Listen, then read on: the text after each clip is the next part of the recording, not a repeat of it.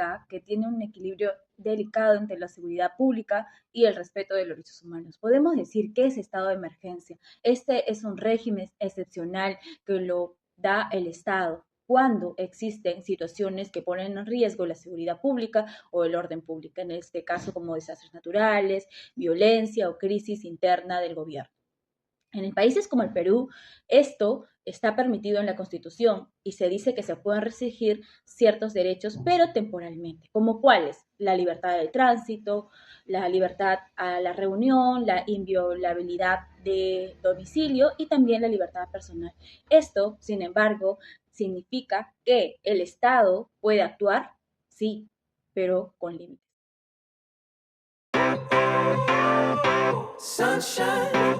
Doctora, buenas tardes, compañeros. En esta oportunidad les voy a dar una pequeña definición de los derechos fundamentales de la persona. Los derechos fundamentales, ¿qué son?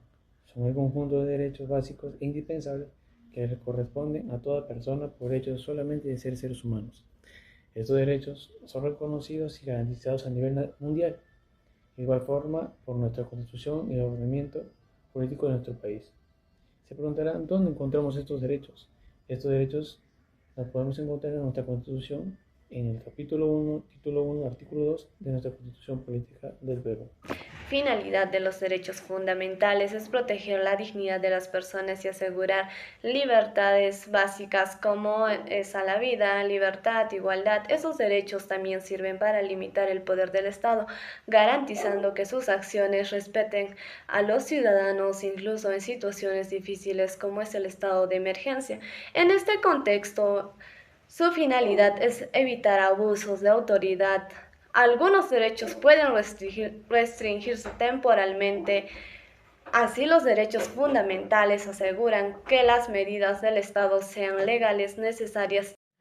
En un contexto de un estado de emergencia, el ordenamiento jurídico nacional y los derechos internacionales establecen derechos que se pueden limitar y aquellos inderogables o absolutos. Dentro de los derechos que se pueden limitar tenemos la inviolabilidad del domicilio, la libertad de tránsito en el territorio, la libertad de reuniones, la libertad y seguridad personales. Y dentro de los derechos inderogables tenemos el derecho a la vida, el derecho a la protección de la familia, las garantías judiciales, etcétera.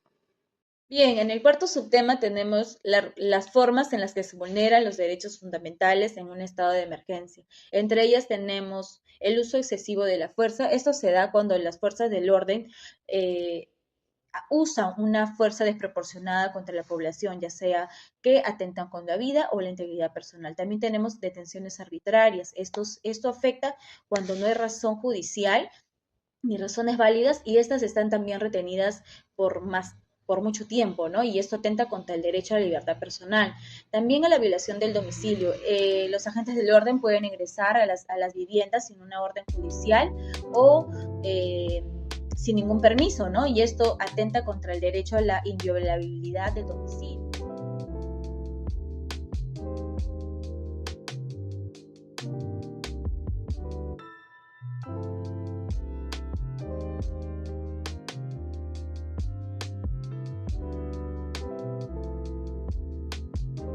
Declara estado de emergencia en Lima y Callao por ola de inseguridad.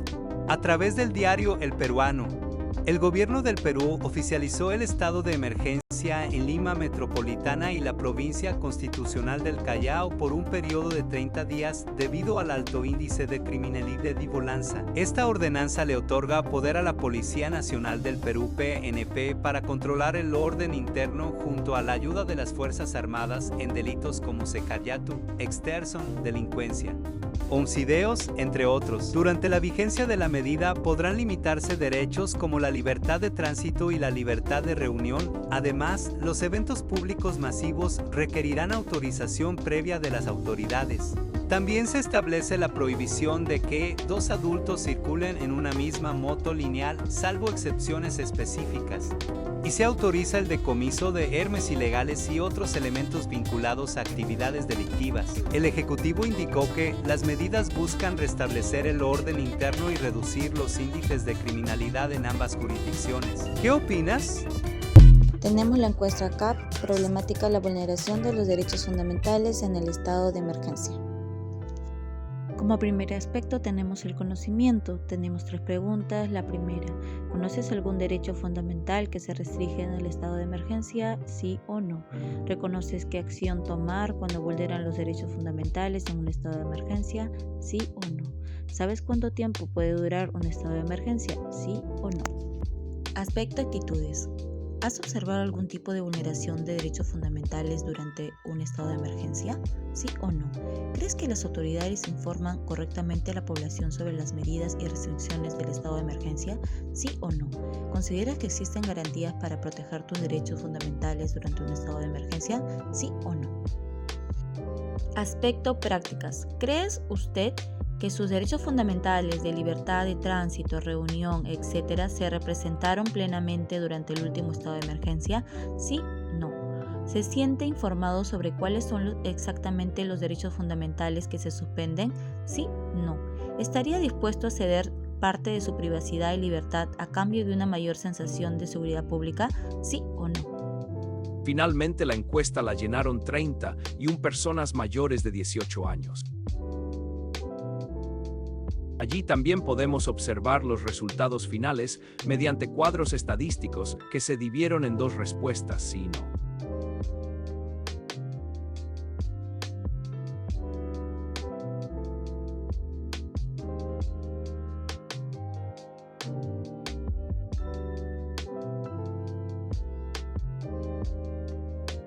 Gracias por su atención, compañeros.